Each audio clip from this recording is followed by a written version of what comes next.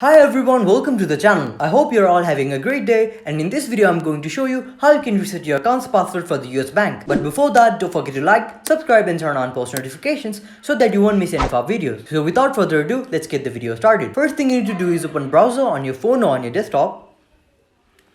Then enter the URL usbank.com.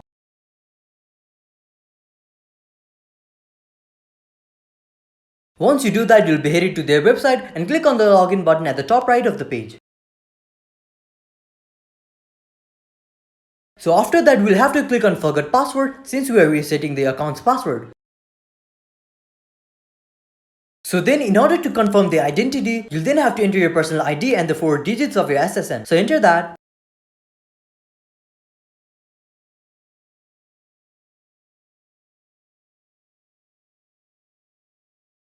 Once you fill in all your information in this page, scroll down and click on continue. And then you'll be headed to the verification page and your account password will be resetted. So there you have it. That's how you reset your password for the US bank account. If you found this video helpful, don't forget to like, subscribe and turn on post notifications. Thank you for watching and see you in the next video.